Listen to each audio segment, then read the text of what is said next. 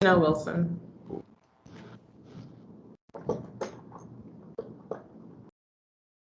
Are we recording? Yep. All right, cool. Hey, Jhanel, how you doing? I'm great. How are you guys doing? We're doing absolutely fantastic. We are so happy to have you on here for episode 99 of the Money Monopolizers podcast. Yeah. You didn't quite make 100, but it's Oh, all. my eyes closed. It's still like a good number. Grand finale for the double digits. Yeah. No, but we super excited to have you on the podcast because you know there every time we have women on this podcast, it's always, so eye opening to see how a lot of these women that are, especially in the real estate, I think most of the women we've had on the podcast have actually been in real estate. We kind of briefly mentioned before. Shout out to Aisha, she's also in Philly. Shout out to Atia Blair, she's in Philly. So it's a lot of Black women in Philly that are absolutely killing it, and we're happy to add you to the list of Money Monopolizer alumni for especially women. So typically how we start these podcasts, we really want to get into your background, right? And so in terms of like, what you kind of saw growing up, what you were doing when you were 18 years old, how that kind of transitioned to what you're doing now, and also what your business, looks like today. So if you could kind of like, get into that over the next 5-10 minutes, then that'd be great. And we could kind of dissect that from there. Yeah. My childhood and everything is really important, even though a lot of people don't ask about it, but it really is what shapes you as a person. And it has 100% shaped me to the person I am today. So one of the things that is big in my childhood was that my dad was an occupational therapist and my mom was like a stay-at-home mom, but she was a hairdresser. She worked like a couple days a week just for extra money. And I definitely thought we were rich because, we went on vacations. My dad had a sailboat. I had big birthday parties. And I always imagined myself being rich as an adult. I didn't really know what that meant, but I was just like, we're rich. And just from watching cartoons like Richie Rich and Babar back in the day and Scrooge McDuck. So I just had rich always in my mind. But then I say life happened and my parents got divorced. My life completely changed because my mom was a stay-at-home mom. She didn't really have a career and she couldn't afford to take care of me. So I went and lived with my grandmother. And I was about 10 or 11 at the time, and it was very traumatizing for me. She was a Jehovah's Witness, which meant no more lavish birthday parties, no Christmas, no a lot of stuff. And there was a whole lot more rules. So I remember in the beginning, I cried a lot. I felt like I lost both my parents. But once I accepted my new life, I kind of embraced it. I had a ton of chores. I had to make bed every day, wash dishes, help in the yard, and have a real structured life. And my grandmother, she was a cosmetologist. She owned her own salon. That's where my mom had worked. She owned her own salon. And even though she was married, she kind of did everything around the house. So I kind of saw this in her. Like she was just a hustler. And I really think that's where I got my discipline from. I'm crazy disciplined. I will do so many things that I don't want to do just because I know I need to. So all those years, I lived with her for about maybe 5 or 6 years in my teenage life, doing all these chores and structures, not going out, not doing anything that I wanted to do. And I learned how to endure, how to work through the unhappiness, how to be uncomfortable. I mean, I know I'm making it sound like it's terrible.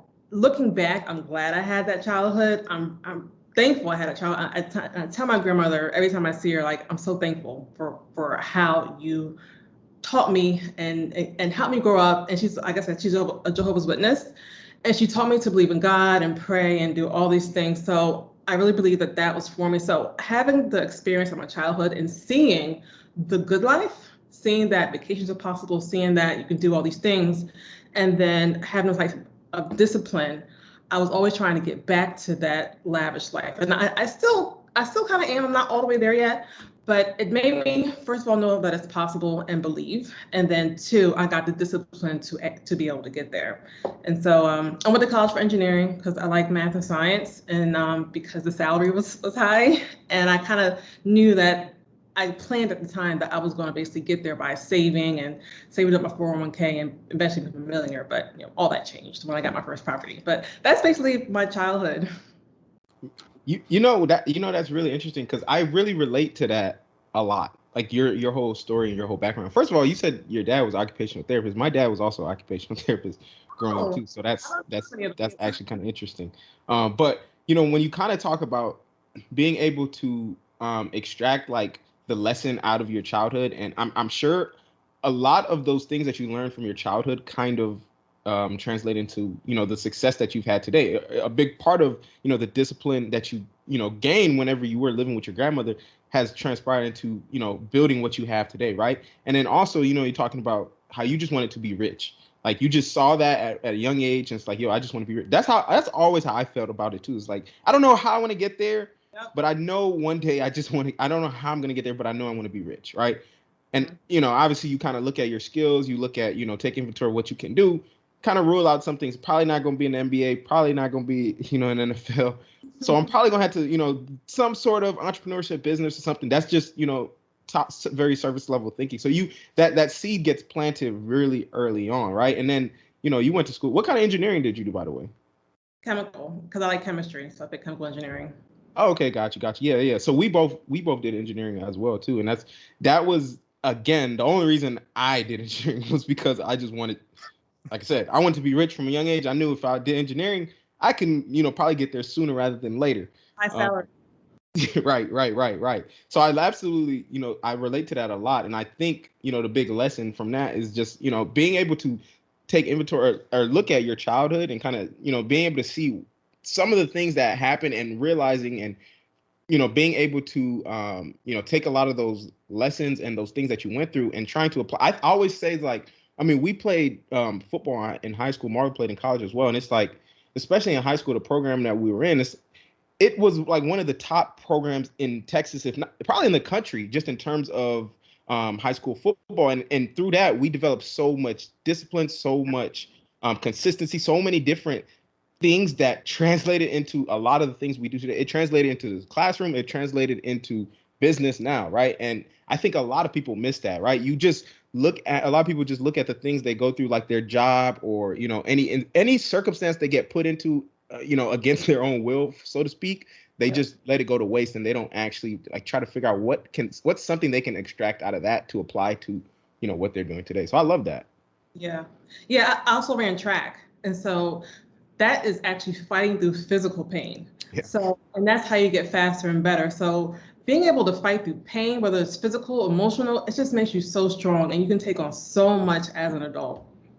Marlon, didn't David say something about that too on his podcast? He was talking about, like, if you, he said, I think he said on his Instagram, he's talking about like business, building a, or trying to get in physical shape is a lot harder than trying to actually build a Yes, business.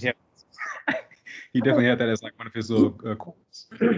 Yeah. I think it's all hard. It's all a part of mentally growing and stepping outside of your comfort zone. And people who are used to feeling that uncertainty, I mean, it feels like fear. That's why they call it fear, but I really think it's uncertainty. People who are used to feeling that, because this has a real feeling of pain. Once you push through that, then you are good at business as well. So it's physical and mental coming out of your comfort zone that makes you successful. The people who know how to do it are the ones who are successful. No doubt.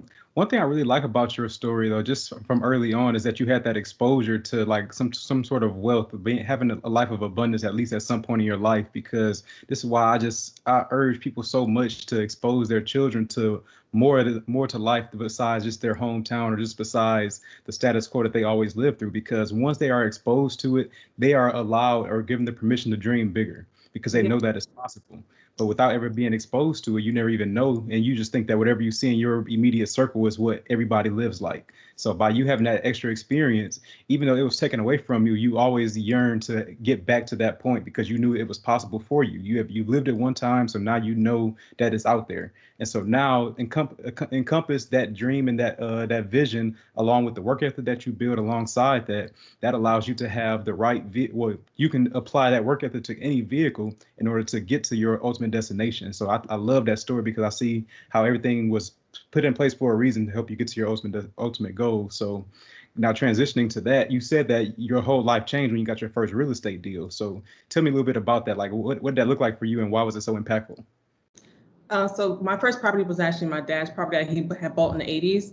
And when my parents got divorced, he kind of let everything go. And that was one of them. So he still had it, but it had been vacant for a very long time, for years.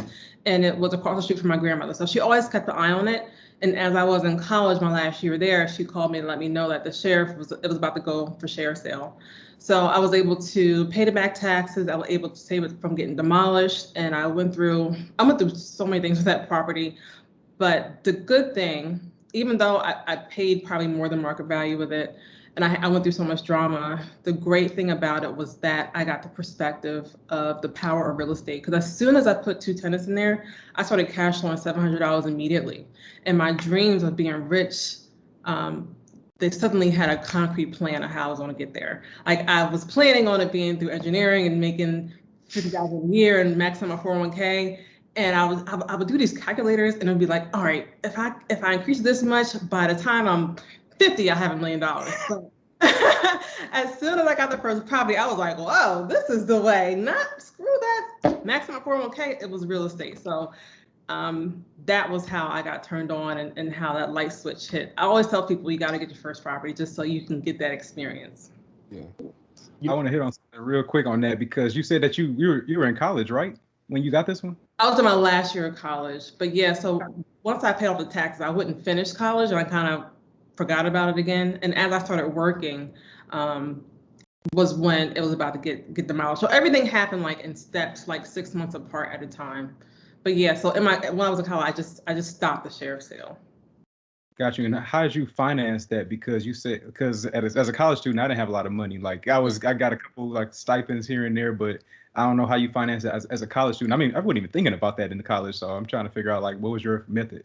I just knew, so I applied for a student loan because that was the only thing I knew at the time. So I knew I could easily get a student loan at the time. And then when I financed the repairs for the violations, I got a cash advance on my credit card. I don't recommend cash advances, but that was all I knew at the time. But you see that is actually brilliant because nobody is thinking like that. Like in college, nobody's thinking about taking. You leverage debt, good debt. I don't even know if you knew what good debt was at that time, being in college, but just doing it, you just intuitively knew I can just, take this money from the student loans, which is gonna, by the way, be very low interest debt because it's student loan debt, and it's probably has a long-term maturity date. I can use that to buy this property, essentially get an infinite ROI, no money out of pocket on this deal, use the credit card to finance the repairs. That is, I definitely wasn't thinking that far ahead at the time.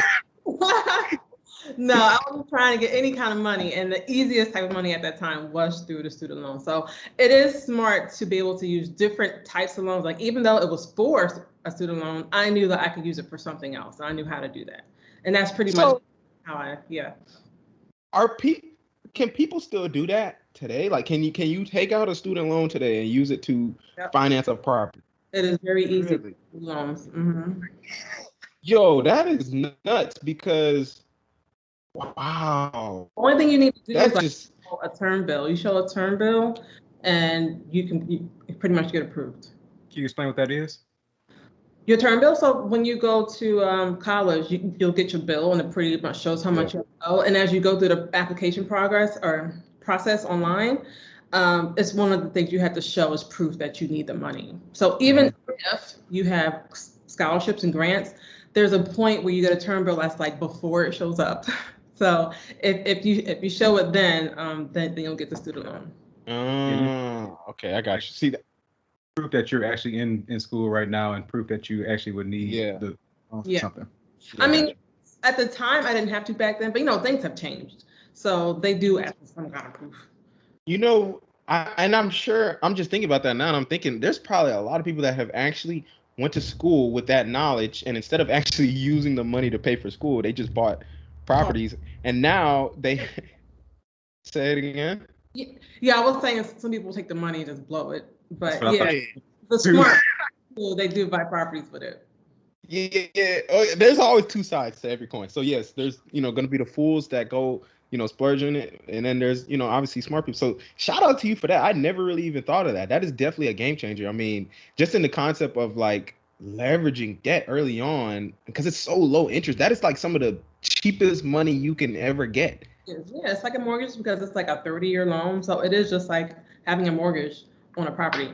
But yeah. Man, I love that. And I want to comment on something else you said too, because you mentioned how you made $700 in cash flow on that property. And I know because at that time, I think everyone needs to experience or the first time you experience making money without having to trade in time for it is a like mind-blowing, mind-altering experience. So I'm sure that's like you were in college and you experienced that. So you probably hadn't even really got into the 9 to 5 world where you were, working like so many hours. But how was that? After that, it took a year to fix up that place, and that was my last year. I had like 6 months left of college, so I was working at the time when I finished the property and started cash flowing. But I would never get a raise like that at a time.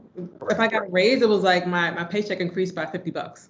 So getting a $700 raise from one property, I was like, oh shoot, I can replace my income in like how many properties more I need? So yeah, that's basically how I saw it. Wow, wow. That is so powerful. So you said so you were in college, you were just finishing up college. How did that transition go going into the 9 to 5 now? Because I don't know how much it overlapped into the 9 to 5, but how long were you there before you just said, all right, I'm just going real estate full time? Also, like what year was this as well? Like, I don't know, was this like recent? I don't know, like what year was this for you? Like getting that first. I graduated in 2004. Don't try to do the math, figure out how old I am. Yeah, I was gonna say, Marlon, you trying to see how I want to see it was like Yeah, 2004 is when I graduated from high school and I started working as an engineer. And then I worked for 8 years. I built up my portfolio over 8 years, and I quit at the age of 30. Wow. How many properties did it take to actually replace your income? So let's see, 18 minus 4, 14. I had 14 that were cash flowing when I left. And it's 14 multifamilies that I had cash flowing. So how many units was that? I don't remember, but the cash flow was about $75,000 a year. Wow, cash flow. Yeah, I was making $80,000 for my job, so I was like, okay, as soon as I kind of meet, well, it was a few things that happened that year, but one of the things I was trying to do was at least match my income. Yeah, and that's what we always talk about, right? There's levels to financial freedom, right? So in the beginning, level 1, the goal is just to try to figure out how to replace your job income. Yep. That's it. It's just figure out if I make $5,000 a month, $60,000 a year, I need to figure out how I can make this more passively without having to trade in my time for any of that money. That's level 1. Level 2, now we can try to start getting into, that extra surplus money, right? Being able to take vacations, lavish vacations, being able to, essentially, because now once you replace your income, you've covered your lifestyle. Now everything beyond that is just, experiences and things like that. That's level 2. And then obviously level 3 is like buy anything in the world that money can buy. Yeah. So when I tell people, because a lot of people who come to me, they're trying to do the same thing, quit their job. And I say the first thing you need to do is make a plan. And part of that is knowing how much you need to survive, and then also picking up the extra thing that your job covered, like health insurance. So you were paying cheap health insurance at your job, and right now, health insurance is almost our biggest bill. I have a family, and so we pay almost $2,000 a month for our health insurance. So that life insurance, you have to take into account all those bills because it can surprise you if you're not ready. At the time when I quit, it was before Obamacare went into effect, so it was still relatively affordable. And then over the next couple of years, it went up really high. So always plan for replacing your income, accounting for your extra additional expenses, and then you also have to make sure you can qualify for loans because multifamily or buying real estate is highly about qualifying for loans. It's not so much your income as much as you think. It's qualifying for loans. Yeah. I wanted to ask about that anyway. So when you are going to qualify, when you're going to apply at a bank for a loan without a 9 to 5, like what is that process like, and how stringent are the terms? Like how easy or hard is it for you to get that type of loan? So what I tell people is that you have to go to certain lenders. Those lenders are, number one, commercial lenders. Commercial lenders go strictly off of cash flow. Yeah. And I'm a cash flow investor, so we kind of matched up perfectly. Your properties have to cash flow a certain amount, and all my properties cash flow way over that amount. So because of my cash flow, I can get those loans. And then number 2, the second most important thing is that you need a lender who will also look at you as a person. Banks who only look at the numbers I don't qualify for them, but banks who look at me as a person, I do qualify for. So I always tell people, always go to people who look at the whole picture and don't just look at a credit report or just, just the numbers. Analyze you as a whole person and be the person that can also qualify. You have to satisfy either just a computer, which I don't qualify for most algorithms, but whenever there's a human involved and a computer, I usually qualify. So a bank that asks for like a resume or a bio, that means they're looking at you as a person. So have high cash flow numbers and then have a good personal resume, which means, don't have anything crazy on social media. If someone has to Google you, make sure there's nothing bad on there. So just make sure you go to a bank that looks at you as a whole person. Are you going to find like community banks? Yeah, it's usually local banks. So in my area in Philadelphia, there's like 4 banks that people use. They use PFCU, American Heritage, TrueMark, and Univest. So out of those, I've went to all 4 of those. I mean, there's probably more than that, but those are the most popular ones. PFCU and Univest, they look at you as a person. So when I applied to American Heritage and TrueMark, you don't really know until you apply. Well, now I know because they didn't ask for bios, but I did not qualify for their loans. I do qualify with Univest and PFCU because they look at me as a person. And when you look at me, I've been investing since 2004. I've been cash flowing. I quit my job. I have savings. I have houses that are free and clear. So they know that I know what I'm doing. So a person can look at me and say like she is a good borrower. We can lend to her. But someone who just looks at the numbers and just sees that I don't have a 9-to-5, then they see me as more of a risk and they wouldn't want to lend to me. Yeah. And see, I think that's a great point too. 2 things that you said too. Well, obviously, first with the small banks, right? Because these are typically like portfolio lenders.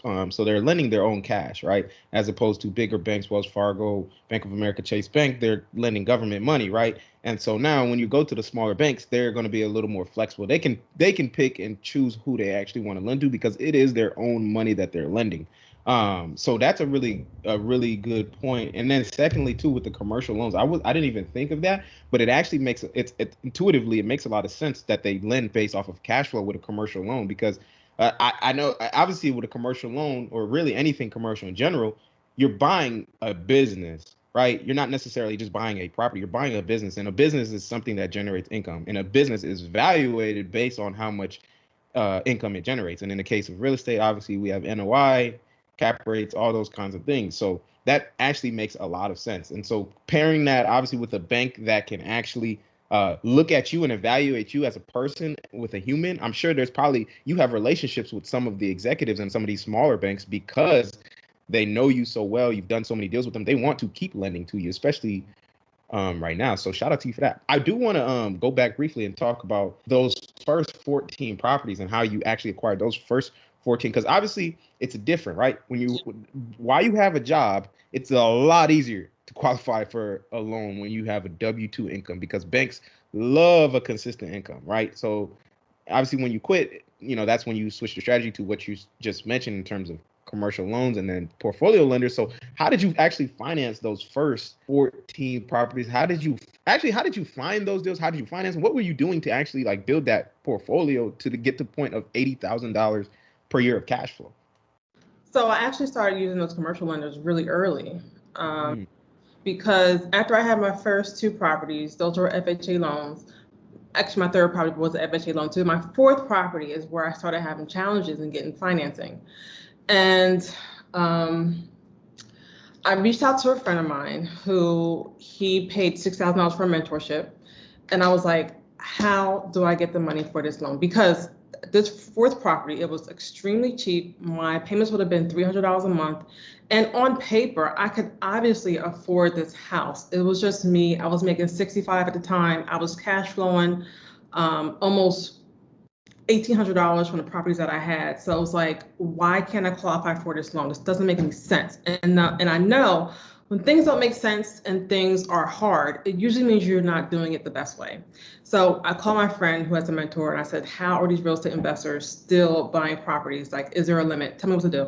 And he was like, oh, they use commercial banks. And I was like, Okay, so then I went down a wormhole and Google commercial lending and all those other things, and that's how I discovered the commercial loan. So I actually discovered it really early. My fourth property, once I couldn't get the regular loan, I wound up using a credit card, and I was able to refinance using a commercial loan, and that was how I learned about the BRRRR strategy. It wasn't called the BRRRR strategies back then, but I discovered it on my own using this, and then from then on, I bought with a credit card and I refinanced with a commercial lender. So that was my strategy early on. Gotcha. And for those that don't know, briefly, the BRRRR strategy is essentially a creative strategy to finance rental properties without essentially using any of your own money, right? So you can use the bank's money. So you'd essentially buy a distressed, and I'm not sure how you do it, but generally you'd buy a distressed property using some sort of short-term financing like cash or private money or hard money. Then you would fix it up using that same financing, go to a, or after you fix it up, then you get it rented out, let the property sit for a few months, show the bank that it's stabilized, making money. The bank will say, cool, we'll give you a mortgage on this property. You use that money to pay back your short-term financing, the hard money or the private lender or your own cash. And then you now essentially own a property that you didn't have to put any money down. Is that essentially how you go about doing the BRRRR strategy as Yeah, well? the only thing I'll add is that you don't always have to just like straight out buy it. Sometimes I will do a seller financing. It's really essentially just taking control of the property and getting your name on the deed. So I have assumed mortgages. I've done seller financing, all just to get control of the property and put whatever I need to put in it. And with my lender, I just need to have a lease. Once I have the lease, I can refinance. So I can refinance a month or two, and depending on how quick the turnover is. But yeah, that's essentially what it is. Beautiful, beautiful.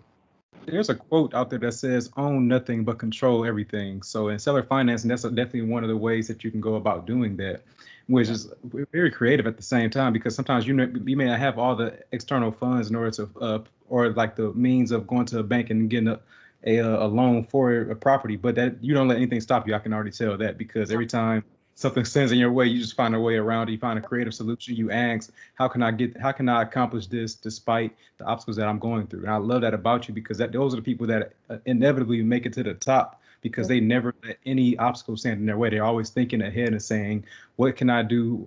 How can I accomplish this? Who do I need? Things like that. And they always come up with a solution.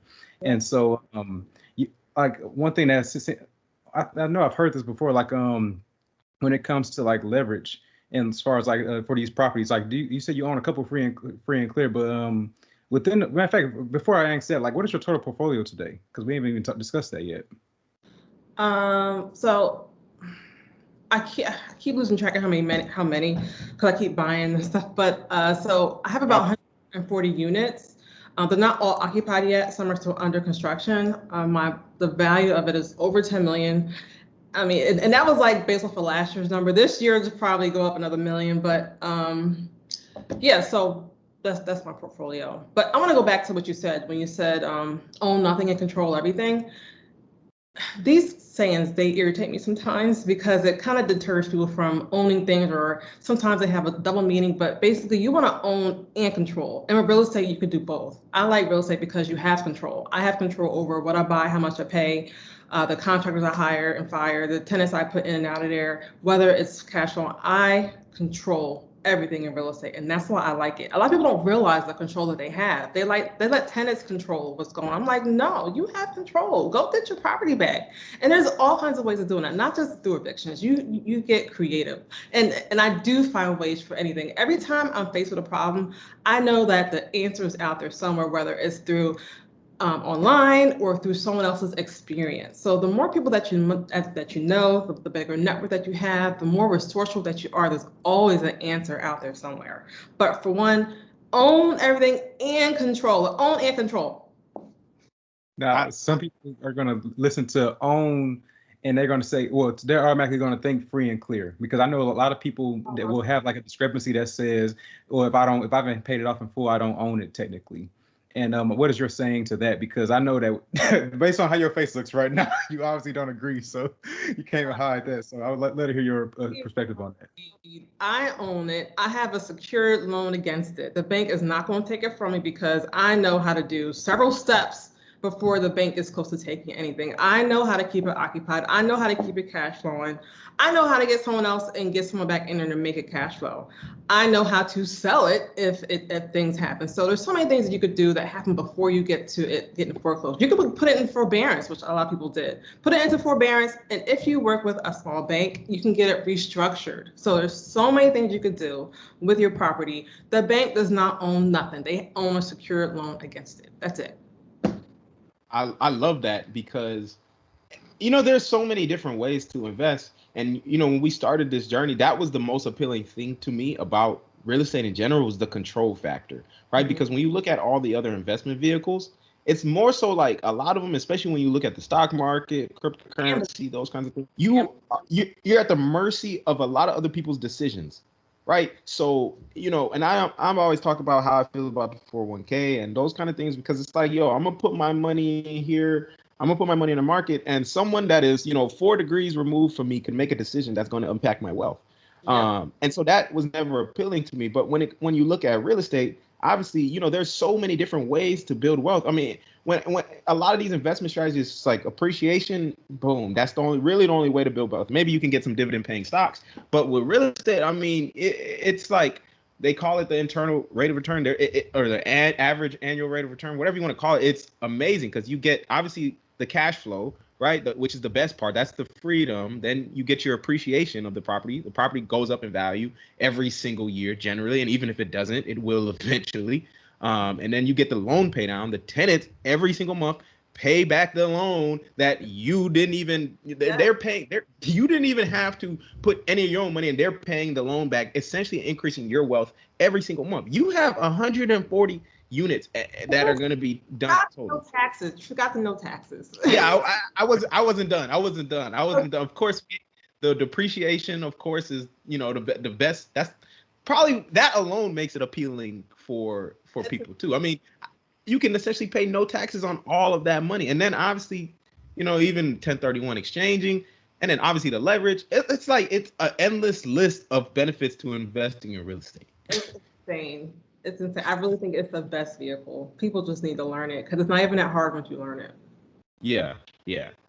So let me ask then, because now you have 140 units, and obviously you're not done. How are you like finding deals? How are you sourcing deals? And how are you, what strategy are you using to finance deals today? And is it still the commercial lending route, diverse strategy? What are you doing primarily to build your portfolio up today?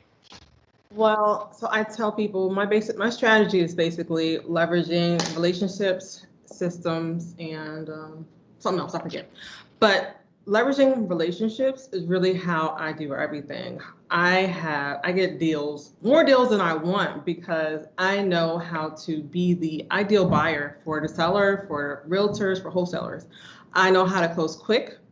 All sellers want cash. They want you to close quick. So I'm always the ideal buyer. Wholesalers like working with me because I let them make their money.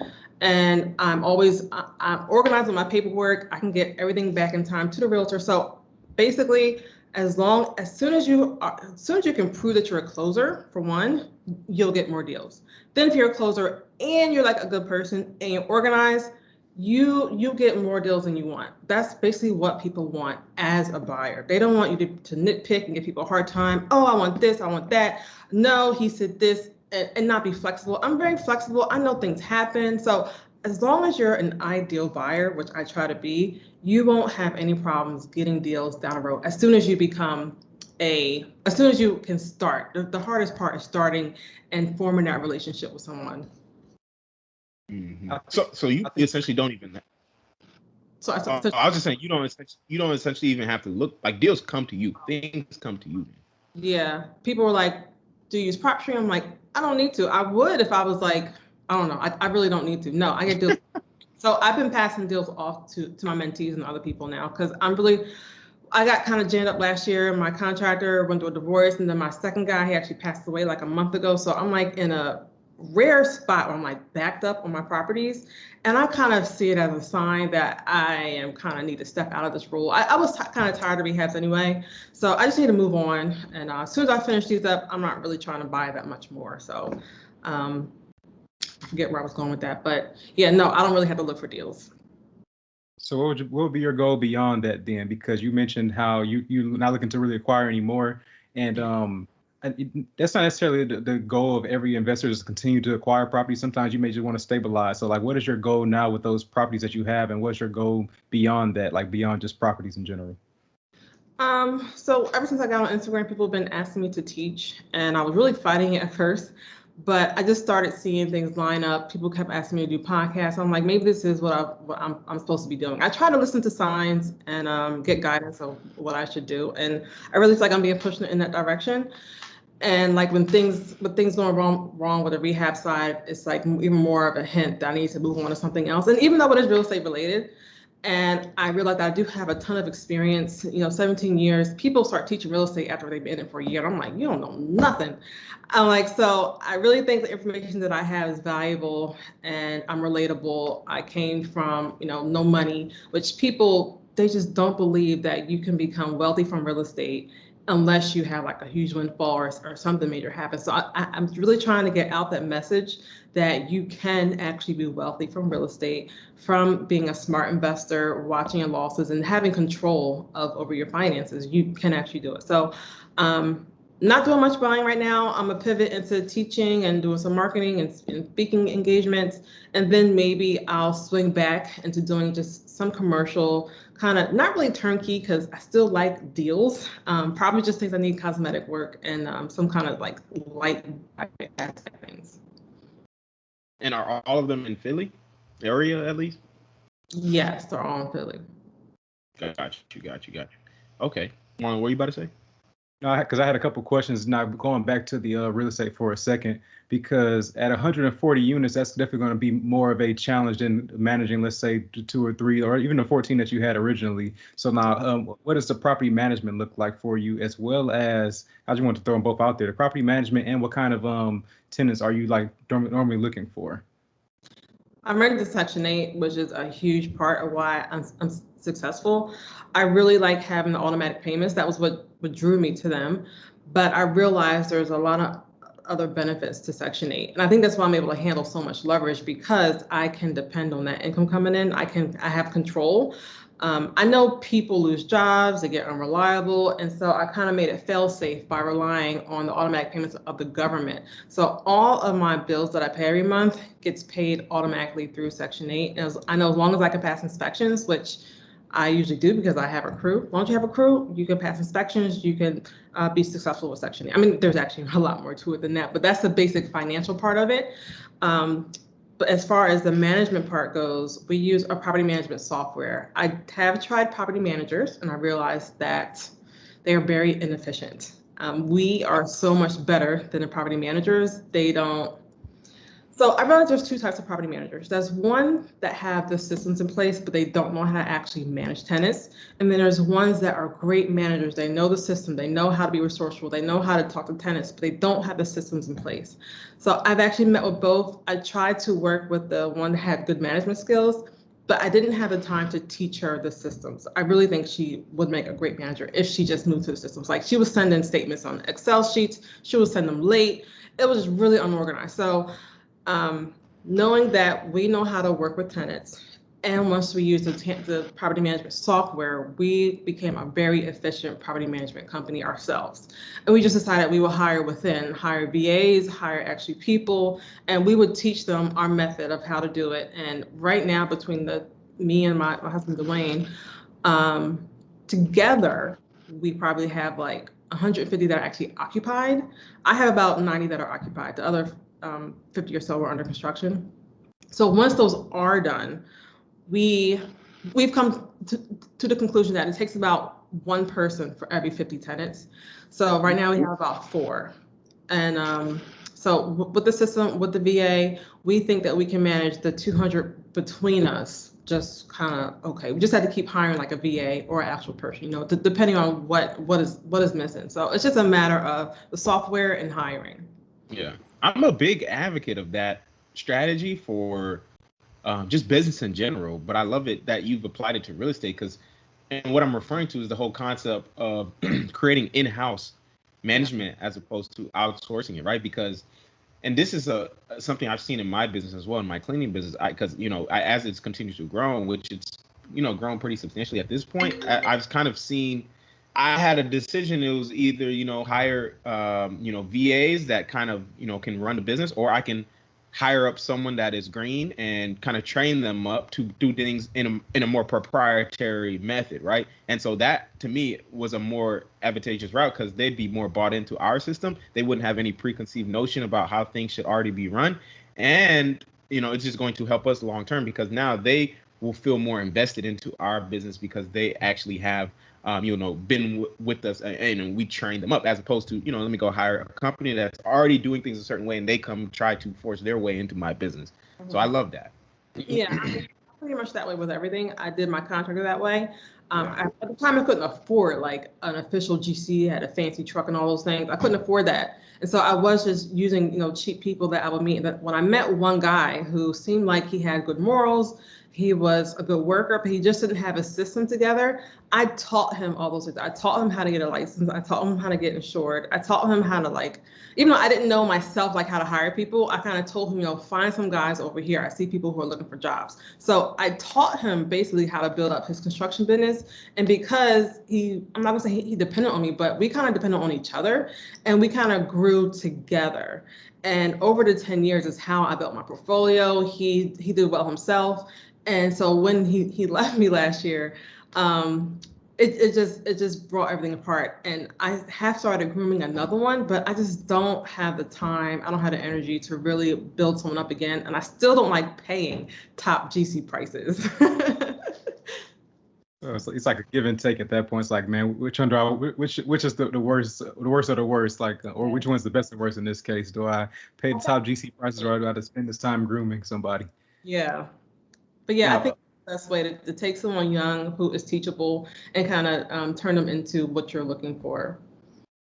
No, yeah, I definitely believe in that same concept. Just because you're allowed, like Alex says, you can really mold somebody into your system and have them operating it the way that you will operate it if you were in that position. Now you know that it's operating in the most efficient way possible for your business as opposed to somebody else's. Yep. And one thing that you just encounter undeniably in business or in real estate is the fact that you have to deal with so many different people. So for you, you've already mentioned several different people that you have to deal with in different parts of the industry, which is the contractors, the property managers, the lenders, the wholesalers. There's so many different people, and at you as a woman, I feel like that is going to I don't know how they first perceive that. So I really want you to be able to talk to our audience of women right now who may be intimidated by that, because you definitely are killing it in your space. And I think you can definitely be an inspiration to a lot of the women that are listening to the podcast right now. So what is your approach to that, and how are you initially treated versus how you gain respect in that regard? Yeah, this is an important topic for me because I really feel like women get the wrong instructions on how to move in this field. I went from one man-dominated field of engineering to real estate investing. So I feel like I've learned how to act in these situations. And basically, I think what's being taught is that you have to act tough and be assertive. I mean, you do be assertive, but you don't need to act tough.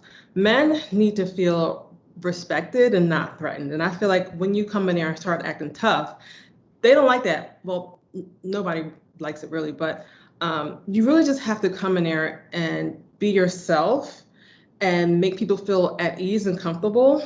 And that comes with confidence, I think. You have your confidence, you show your skills, and people will eventually respect you for who you are and your talents. You don't have to come in there and just command respect. So be confident in who you are, be confident in your talents, and then people will just naturally respect you.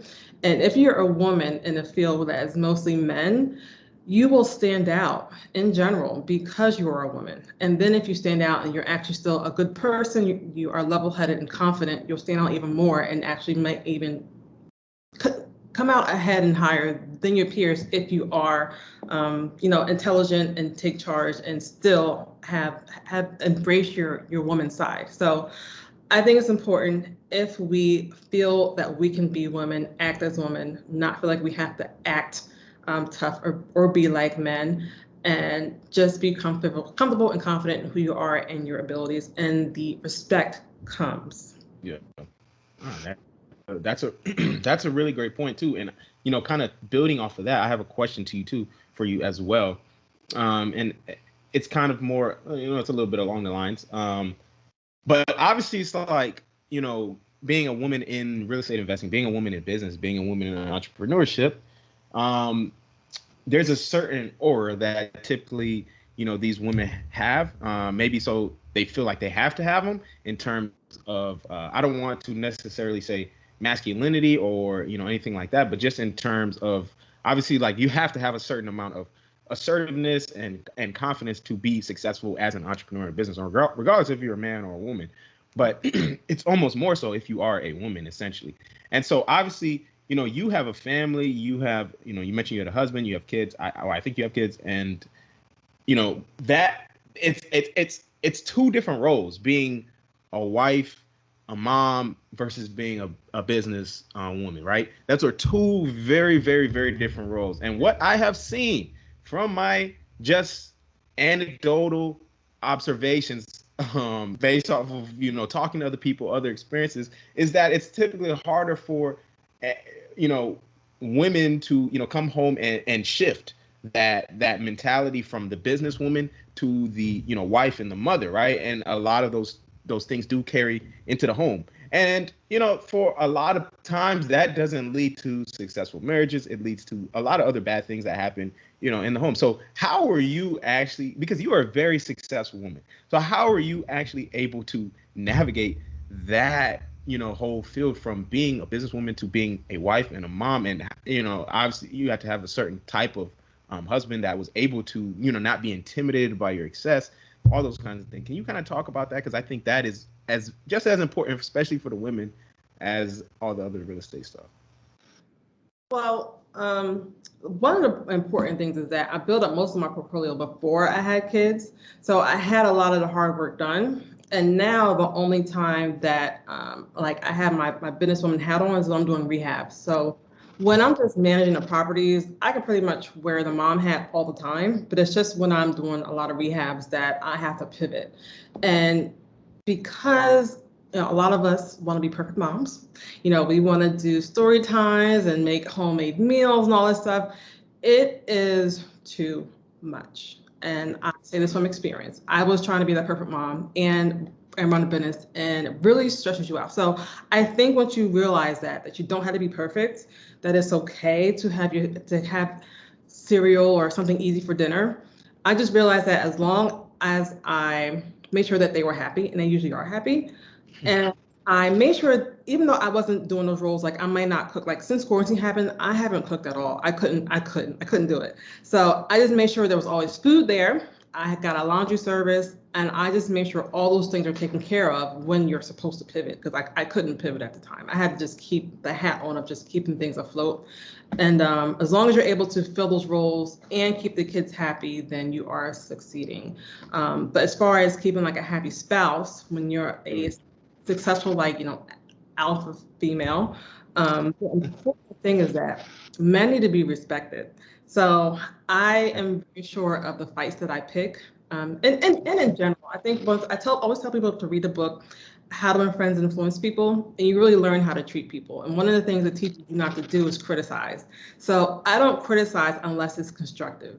So that is one of the things that I think is good for me as a spouse and as friends in general. Unless it's going to help, I don't nag, I don't do any of those things. So respecting a man and not being a criticizer, I think, is important for being like a successful businesswoman who's in an alpha role position. Always make him feel important, be able to pivot and be all loving and kissy on your kids. That's important. Even if you can't make dinner, like always show love and respect.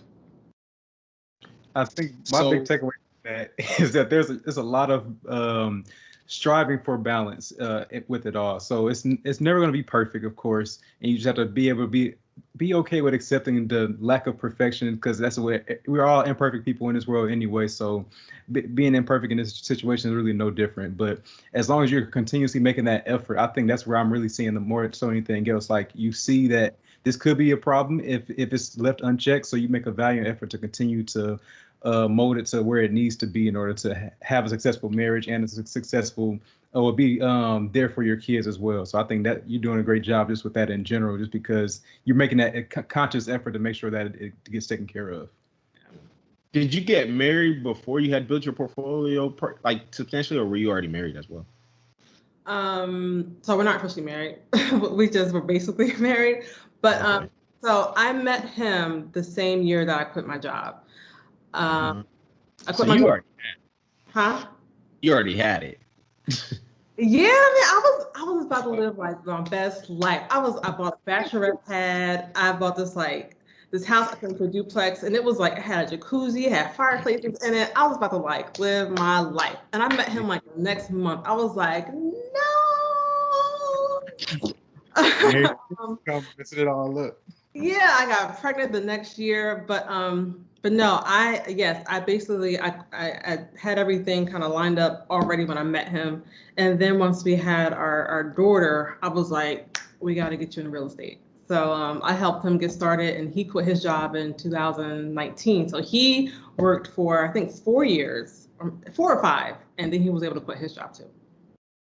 Really? Yeah. So he wasn't intimidated at all by your success and any of those things. It was never like an environment of like, any sort of animosity or anything like that on his end. No, like I said, I always make sure he feels respected. There might be like maybe like 3 or 4 times I might like kind of stick him with something, but for the most part, I make sure he feels like he's the man. But yeah, but no, as far as him doing real estate, he felt confident in my abilities, so he just kind of listened to what I did, and he learned, and now he's mentoring. Like I'm like so proud of the person who he's become, and now he's teaching other people. So I think I did pretty good.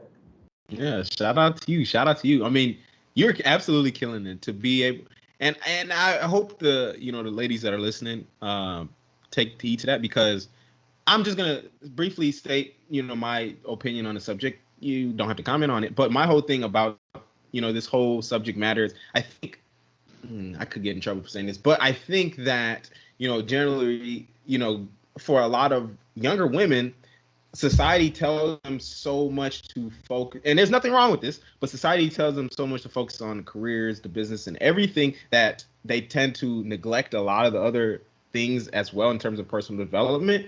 So now when they get to a certain age, it's a lot harder for them to try to now make up for that lost time. Whenever a lot of people say that was your prime years for trying to get a spouse. And so that's why I think it's so important for young women that are listening to understand, take from experience from a woman that has actually done this and done it successfully, that this is kind of, some sort of path that you need to navigate very closely, because let's be 100% real. Reality is different from men and women. Fortunately, unfortunately, however you want to call it, men can typically do both, just based on the reality of the way the world is set up. Men are able to work and still, find a wife and those kind of things, because the things that, men typically do, like building a business career and those kind of things, actually helps them for finding a spouse, as opposed to, for women, those things don't necessarily help as much for finding a spouse and those kind of things. So that's why I wanted to have this conversation, because a lot of people are scared to have a conversation, especially in this world where everybody's, getting canceled for everything that they say. But it's a very important conversation to have. So I appreciate you. It's definitely important, because I have a lot of friends, we're all nurses and in real estate, and we're all women who are go-getters. And I think it's just important to really know what your values are and what you really want in a man. I knew I needed someone who was also intelligent, because I can only respect other intelligent people. So I know that he had to be one, intelligent, and I felt like that would come with someone who had good credit. And then I wanted someone who had good family values. So those were my 2 main things that I wanted in someone. And so when I found it, I knew that he was the one, and everything else kind of was like a bonus. So it's like he actually happened to be attractive. So, and so because of that, and because I know, let's see, how did I learn how to treat men? I'm not really sure how I learned these qualities, but I think from the Bible, I guess. Yeah. It really teaches you that you have to respect a man. So I always knew that, even though I'm the boss, on my construction sites here and there, you have to be able to pivot. People who can pivot and change easily usually do pretty well too. So I'm able to pivot into that submissive role. And I'm not, if he was on there, he would be like shaking his head denying, but he don't realize how I can be when I'm like, I'm the boss. But no, I do take it down a notch and let him believe that he is. Sheesh. I love it. So wait, Oh. so he didn't. So you said, and I hope the ladies heard that. You didn't even say, because a lot of women have certain, criteria, which is nothing wrong with it. But Yeah. understand, it's like a lot of women want, 6 feet, 6 figures, 6-pack abs, those kinds of things. Which, look, it's nothing wrong. I'm not mad, but you got to understand, those kind of men are looking for something as well. So it's not just because you want them doesn't mean that they want you back. So I'm just saying that to say, it's like you mentioned some different values. You mentioned some different things that you were looking for that a lot of women actually, don't necessarily prioritize. So that's why you found something that kind of worked for you. Yeah, yeah. So everyone has their different values of what's important. And when you pick, I feel like when you pick things that are superficial, like height, you kind of just you don't really care about the other things that matter. And I always felt like if I marry a short guy, it's fine as long as he treats me good, and if he works out, he's probably still attractive. I think that anyone can really look good as long as you're well groomed and you know how to stay in shape and you have a good personality and you're confident. Like confidence, once you exude confidence, you're just attractive.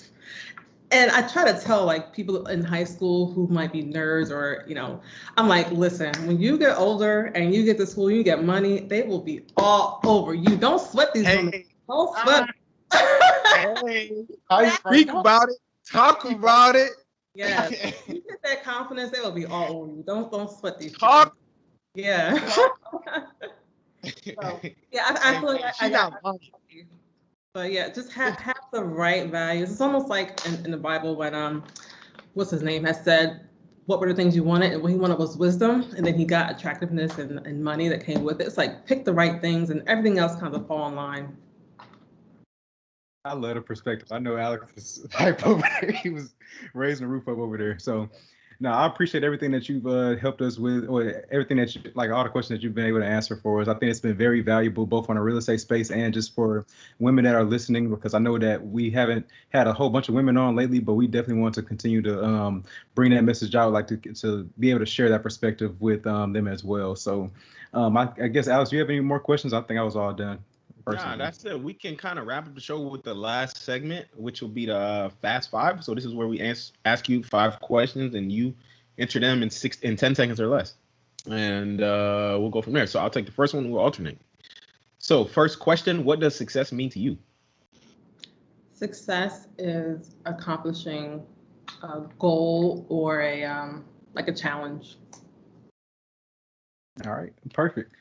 Question number 2: what is your favorite money or business book? It's always named 2, How to Win Friends and Influence People. And the first book that I read, which is Rich Dad, Poor Dad, Cash Flow Quadrant. And that's because it teaches you investing in business. And I pretty much run investing in real estate like it's a business. So yeah, you learn those 2 books and you'll be successful. 100%. Those are all great questions. Yeah. So third question: would you rather have $1,000 a week for life or $1 million today, and why? $1 million hands down, because I know how to make money. So I could take that $1 million and leverage that into a $20 million building, refinance that, and buy another. Hey, she a real estate investor. I knew that was your answer. That was so fast, that answer. She didn't do no thinking. You print money. Real estate, it prints money. I try to tell people, like, once you learn this game, you will like scoff at 9 to 5 income, because it's really nothing compared to it. The cheat code. She answered that question was just so too fast, too fluid. Like, man, that million all day, like no question. All right. Question number 4: if you could go back and change anything about your journey, what would it be?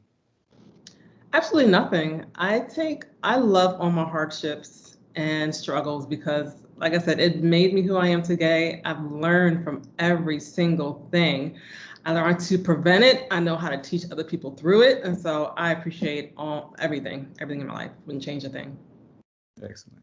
Love it. Love it. Love it. Last question: where can people find out more about you?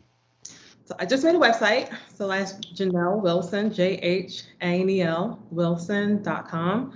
On there, I'll have some courses that are coming up, Just a little bit about me and my background, but where you can get the most information and entertainment is probably on my Instagram.